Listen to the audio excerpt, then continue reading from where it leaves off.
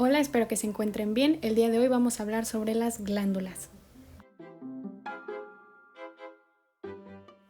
Bueno, de manera introductoria vamos a hablar sobre qué es un epitelio glandular.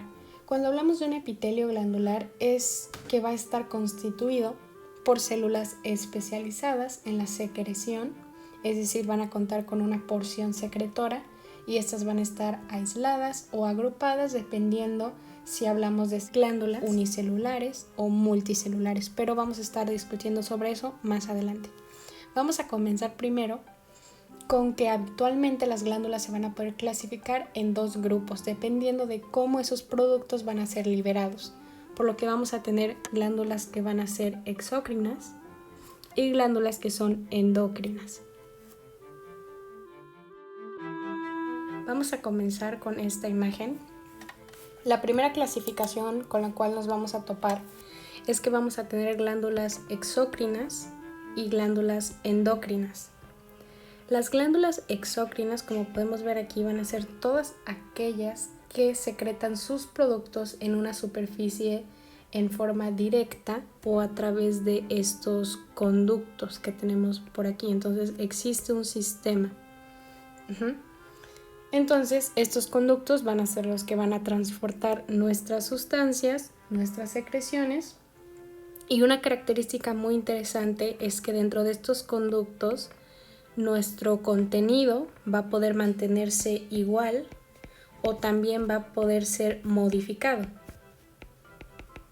ya sea porque se reabsorbió un componente o porque se le adicionó otro. Por el otro lado tenemos las glándulas endócrinas. Estas a simple vista ya podemos ver la diferencia y es que no hay un sistema de conductos.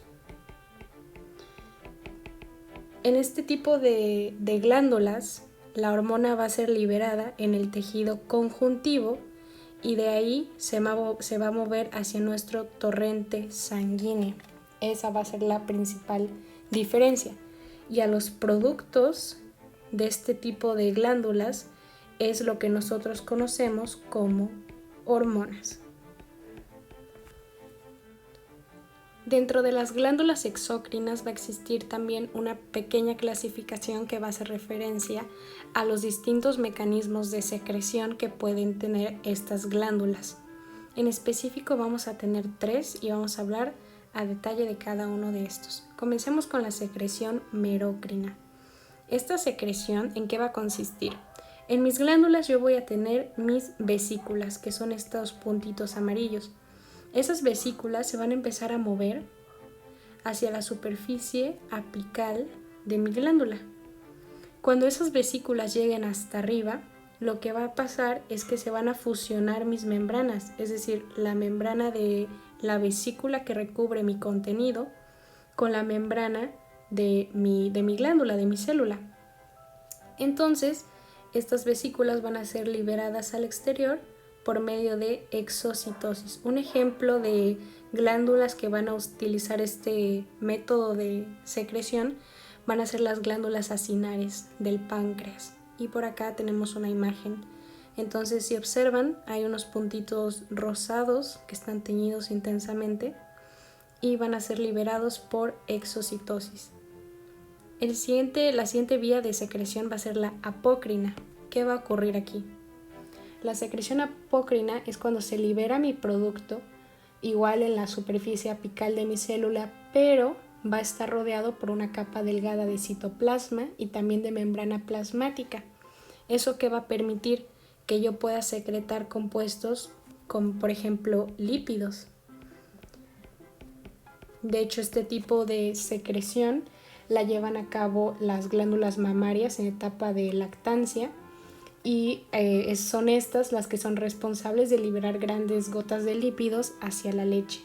Entonces, a diferencia de la merocrina, yo aquí solo estoy liberando mi sustancia porque hubo una fusión de membranas, pero en la apócrina mi contenido está saliendo pero con un recubrimiento que ya vimos que es de citoplasma y también con una membrana. Finalmente tenemos la secreción holócrina. La secreción holócrina el producto de esta secreción se va a acumular dentro de mi célula, que ya va a estar madura, como podemos ver en la imagen, y entonces se va a llevar a cabo la apoptosis o muerte celular programada. Entonces los productos que voy a secretar van a ser los mismos remanentes celulares y también mi secreción que estaba contenida dentro de esta glándula. Y para entenderlo mejor, aquí tenemos unos cortes de estos 3 mecanismos de secreción. Ya vimos la secreción merocrina, aquí tenemos la apocrina y la holocrina. Entonces, solo para recalcar, un ejemplo de secreción merocrina sería las células acinares pancreáticas, de secreción apócrina las glándulas mamarias en etapa lactante, y de secreción holocrina están de ejemplo las glándulas sebáceas de la piel o también las glándulas tarsales del párpado. Bueno, y finalmente llegamos a estos últimos componentes que van a permitirme identificar completamente a qué glándula me estoy refiriendo.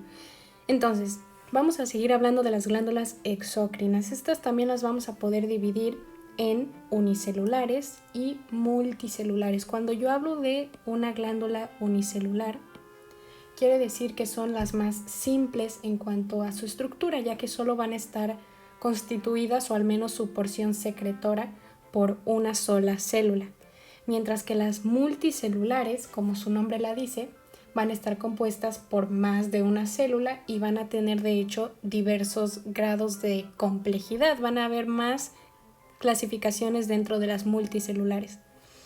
Para seguir adelante hay que entender 2 partes de nuestra glándula como tal.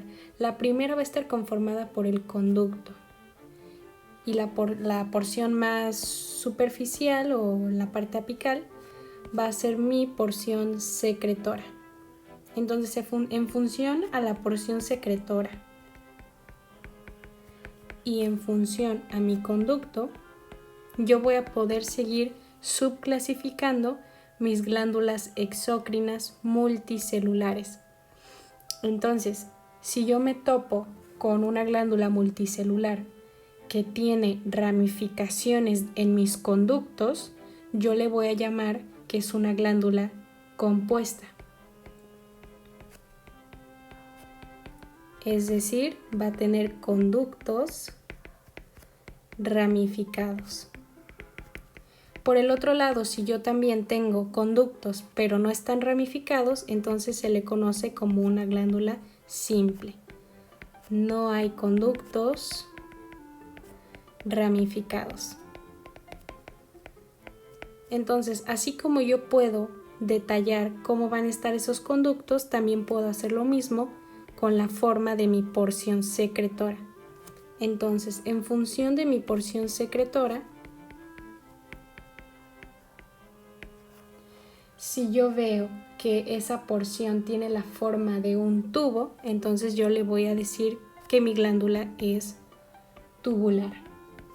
Si tiene una forma de matraz o de uva, voy a decir que es una glándula alveolar, o también la conocen como acinar. Y finalmente, si mi porción secretora o la porción final de mi conducto termina en un saco dilatado, entonces yo voy a decir que mi glándula es tubo alveolar o tubo acinar. Y es lo que vamos a ver en esta imagen. Ok, entonces aquí incluso nos manejan 2 colores diferentes para que se haga más sencillo. La parte naranja va a ser mi conducto y la parte azul va a ser mi porción secretora.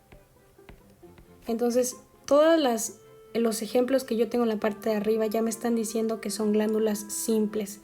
Recordando, una glándula simple va a ser aquella en la que el conducto no está ramificado. Entonces vamos a ver si de hecho cumplen con este requisito. Aquí yo veo que solo hay un conducto, entonces en efecto es simple. Solo hay un conducto, es simple. Un conducto y un conducto. Ahora, pasemos a nuestra porción secretora. ¿Mi porción secretora está ramificada? No. Entonces, es una glándula tubular simple. Mi porción secretora sí está ramificada, entonces es una glándula tubular simple ramificada. Aquí observo algo bastante interesante. Si bien es simple porque solo hay un conducto, mi porción secretora está enrollada. Entonces simplemente le agrego a mi nombre enrollada. Y finalmente aquí vemos esta forma de matraz o de uva, por lo que yo determino que mi glándula es una glándula simple, acinosa, ramificada o también alveolar si quisiera. Muy bien, ahora pasemos con la parte de abajo. Vamos a hacer lo mismo, vamos a determinar si en efecto estos conductos están ramificados y es por eso que decimos que son glándulas compuestas. Veo que aquí hay una ramificación, aquí hay otra y aquí hay otra, entonces es compuesta, esta también es compuesta, las tres son compuestas. Ahora prestemos atención a la porción secretora. Yo veo que aquí hay múltiples ramificaciones de estas porciones, entonces en efecto es una glándula tubular compuesta. Aquí vemos la la forma de uva o de matraz, entonces es acinosa, también compuesta porque está ramificada.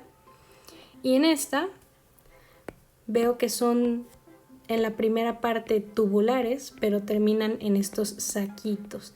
Entonces, efectivamente reciben el nombre de glándula tubulacinosa compuesta, ya que están ramificadas, pero en su última porción tienen unos túbulos y también terminan en estos saquitos.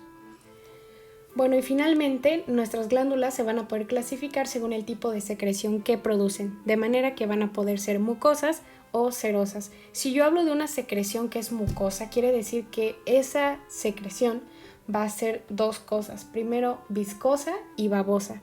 Si yo digo que es serosa, va a estar más orientada a tener una consistencia acuosa. ¿Qué tipo de células van a tener una secreción mucosa? Primero, las células superficiales del estómago y también las células caliciformes de las glándulas salivares sublinguales. Entonces, glándulas salivares.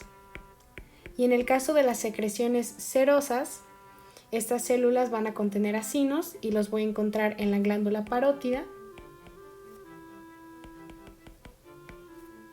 y también en el páncreas. Un dato importante, y es de hecho lo que vamos a estar viendo en este corte, de manera que del lado derecho de este corte vamos a tener a los acinos serosos. ¿Y qué características van a tener? Primero, estos van a ser bastante pequeños.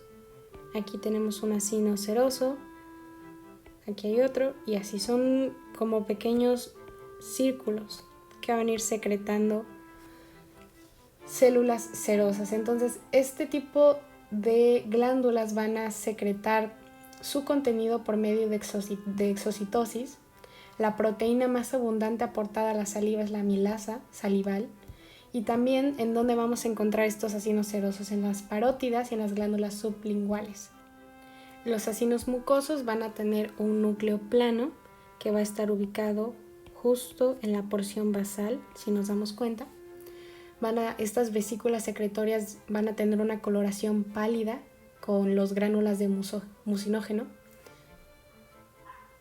Los acinos mucosos van a tener sus núcleos ubicados en la porción basal, van a tener una coloración bastante pálida con gránulos de mucinógeno y van a haber fracciones de citoplasma entre las vesículas de secreción que van a dar esta apariencia como si fuera una esponja.